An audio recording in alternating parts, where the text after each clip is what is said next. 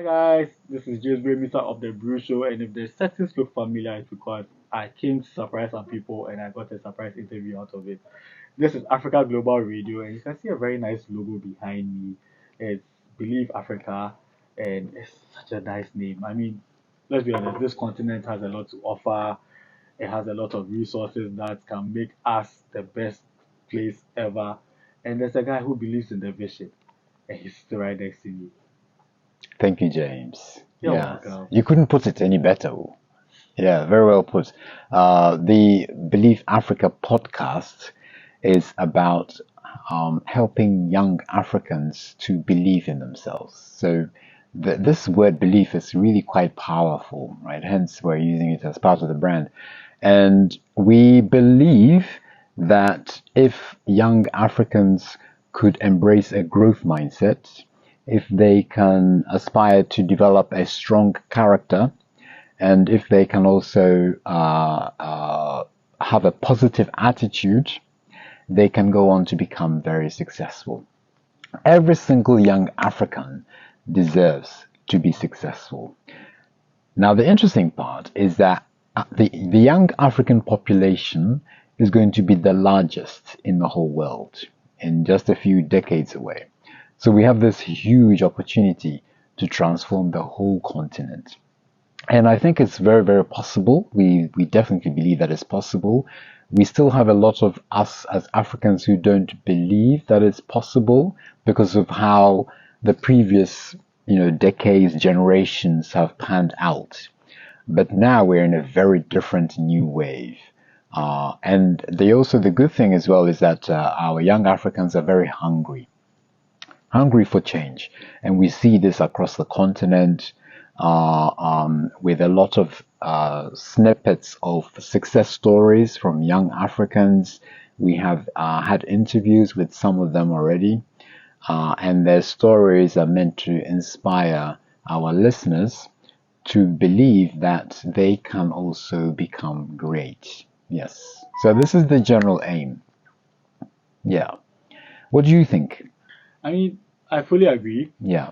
We have a lot of potential within ourselves to excel beyond our wildest dreams. I mean, Yes. and it's not just because I surround myself by a lot of things that inspire, including movies. And if you watch the MCU and you see Wakanda Yes. being represented so wonderfully, you Yep. feel like it can't just be fictional. It could really be Real. real. So what's Yes. preventing us from making it so? Yes. And sorry, Yes. guys, I forgot to tell you who he is. And since I forgot, I'm going to let him do that for you. Yes. And then tell you why he started the podcast. Right. Okay. Thank you, James. Yeah. So my name is Cyril Awere. I've started this new podcast, Believe Africa, but it's really a joint effort, by the way. I have just merely started it. I have the support of Africa Global Radio, really amazing support. Without them, this would not be possible. So I think all of us want to see us as being like a dot. And all we are doing is connecting all these dots together. That will help to make Africa great. So we can't just independently make Africa great. We need to come together. Yes, we need to collaborate. And we do struggle with this collaborating kind of piece because each of us wants to become successful independently, but that's not real. We need to refrain from selfish thinking and start to think, what can we do together?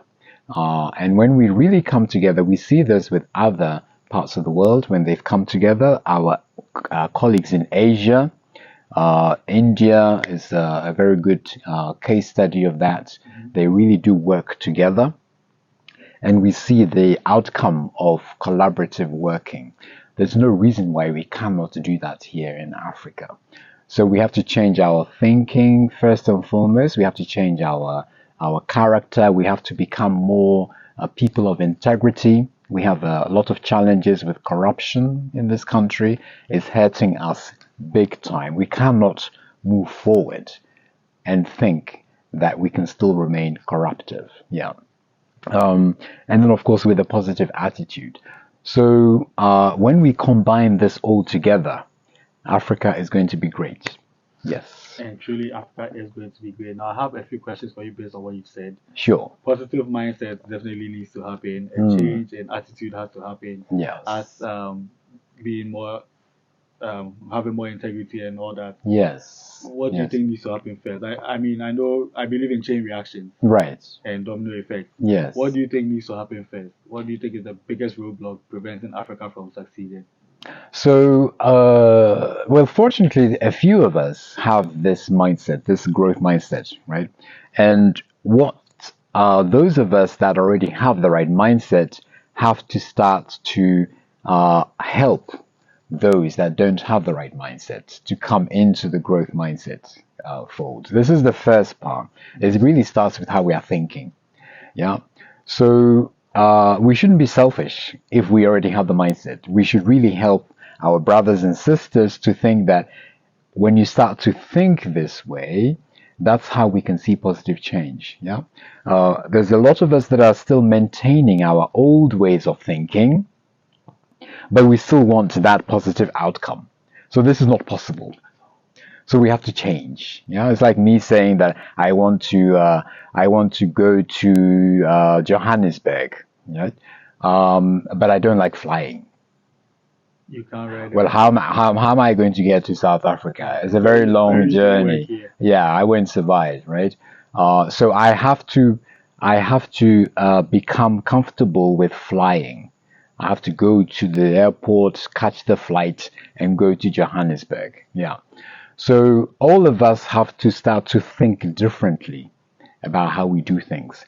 When I came from London to Accra, I saw how corruption is hurting us. And my family, friends said to me, "Oh, Cyril, that would you will get adopted and then you'll be fine. You will simulate and then you will join in and everything will be good." But you didn't want to be Absolutely not, James. So as I am sat here, I have not given a peswa to a police officer on the roads. Guys, how many of you can say same? I'm Right. not going to say I can. I'm not going to say I can. Aha. I decided I You don't see, want to lie James. too much in 2024. So Right. Okay. And that's good honesty. Really, I mean, can you imagine if every single Ghanaian said, "I am not going to give a peswa to a police officer"? That's when we will see change. But most of us will be in jail. No, they can't jail all of us, James. You can't jail every single Ghanaian driver on the streets. You can't. Yeah? Yeah. So we have to come together and say, okay, we're not going to do this thing, or we're going to do this thing. It's only when we are together that something can happen. Yeah? If half of us are doing it, and then the other half is doing something else, then it can just remain as it is. Or who was? Exactly. Yeah. So please do not give a peswa to a police officer. Now, you see, the interesting thing, James, is that a lot of us don't even know the law. I am sure legally, a driver is not meant to give monies to a police officer, regardless of the offense. Yeah. But a lot of us don't know this. Yeah. So even if we've done something wrong, instead of actually taking you through the right process, and by the way, when they say you have to go to court the next day, that's all lies, right? Because that's not how the court system works. There has to be a much more, a better way of handling that offense. Yes, you have to give in a notice, whatever. But there has to be a different process from how it is on the streets today. So I'm using that as an example. Because if we all come together and say that this is what we're going to do, it takes courage, because determination, discipline, yeah, and saying that this, because so when I got stopped by the police, I tell you what happened. I got stopped by the police because I didn't have my physical driver's license with me at the time, and so. But I quickly sensed that all they needed was money. This was the main motive was to take money. It's not because of the offense that I had committed, right? Now, at that point, I had decided, anyway, I knew that I wasn't going to give this police officer a peswa.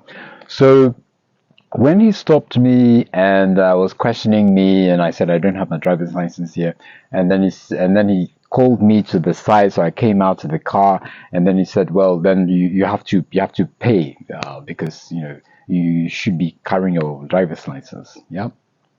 And I said, sorry, I'm not paying. I don't pay a peswa to any police officer.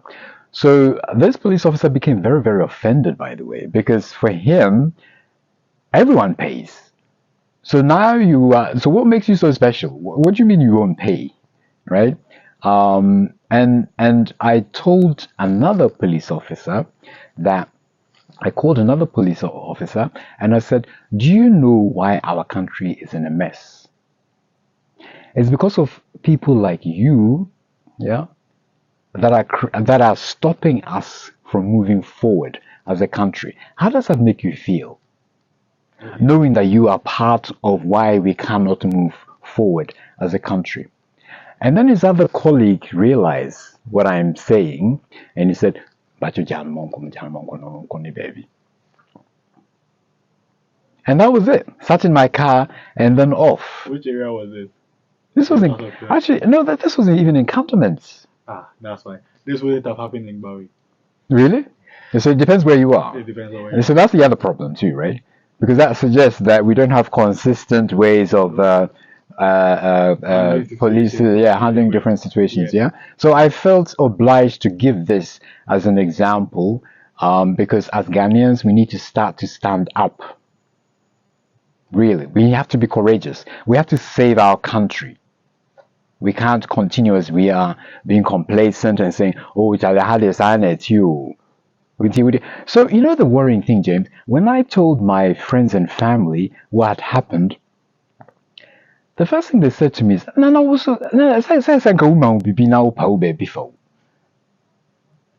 That's when I knew that we have a big problem, because everyone thinks that the first thing that comes to mind is to just give them something and go. So that's how the problem remains as it is. Yeah. So we have to make a conscious decision to say that, no, I'm going to do things in the right way. If more of us are doing it, then it becomes a problem for those that think that they can get away with doing the wrong thing. Yeah. And we have to be very, very firm about it. Yeah. And lead by example. We shouldn't just settle for mediocrity. So that's me, James. I feel like I've learned a lot sitting here. I mean, I already knew some of the things that face us as Africans. Yes. And most of the time we do the harm to ourselves. And let's not kid ourselves, we do a lot of harm to ourselves. Yes, it's self-inflicted, right? Yes. So self-inflicted. If you're given the continent a time frame, yes, for everything to work properly and for us to achieve greatness collectively, yes, how quickly do you think this might happen? Oh, I think this will be decades. Yeah, this is long term. Even if we were to take just Ghana by itself, it will take decades, right? But the thing is, we have to start from somewhere. We need visionary leaders in this country. I really think that's where the problem might be, because you already pointed out a few minutes ago that one of the biggest issues is integrity. Yes. And another one is foresight. I chipped in the foresight part. Yes. So if we're in a situation where you know that if something is going to work, and this is all part of the reason why we need to change our mindset, by the way. If something is not going to work for you and it's going to work for the next generation, if I'm not going to benefit, why am I going to bother? Yeah, but that's the selfish thinking element, isn't it? Yeah. I mean, as I'm sat here, I know that this positive change is most likely not going to happen in my lifetime, but I'm very considerate of the future generation, making sure that at least into the future there will be a better life for them. I think it's not good for us to think just for ourselves. We should think about our children and our grandchildren. Unfortunately, we live in an age where a lot of our older ones think this way. They only think about their particular period. So we don't really concern ourselves with the future and our grandchildren, etc. But we are hopeful. Believe. Believe. Yes, believe. Believe in Africa, believe Africa. Yes. So, in wrapping up, how can people contact you, and any final words for anyone who gets inspired by this video? So yeah, if you're listening, what would be really, really great for you to do in the first instance is to subscribe to our YouTube channel. We need numbers, right? Subscribe to our YouTube channel, our podcast, Believe Africa. You would find it. Just type in Believe Africa, and you'd find. Even if you go to the website, all the links are there on the website, and join the conversation, please. And let's help save our country, our continent. We can only do this together, and that's all we ask for. Yeah. That is all we ask for, guys. It's been a Yes. pleasure bringing this video to you. Once again, my name is James Brew Amissah of the Brew Show. You can find the Brew Show on social media. So Facebook and LinkedIn is the Brew Show, X and Instagram and Threads, the Brew Show 3690. You can find James on the same platforms as James Brew Amissah or James Amissah or JBrew 3690. Thank you very much, James. Always welcome. Together we can do this. Of course, like a Yes. broomstick, if you are separated, we are broken easily. Absolutely. But if we join together, Nothing unstoppable. Yeah. Before I let you go, who did the logo? Oh, that's a very good question, James, because we have to compliment the team. This is all courtesy of African Global Radio. The team has been absolutely amazing. They helped to come together with this logo. And I particularly like the red text, the Believe Africa font, because it's very, very African. But the whole team have done amazing. Not just with this logo, but with the recordings that we're doing. And we will see this when it all comes onto the internet, Yeah. the amazing work that the team here have done. Yeah. Yes. It's proof that if you collaborate, you can achieve great heights. Absolutely, yes. Okay. Yeah. Charlie, Good. guys, pleasure. Full time.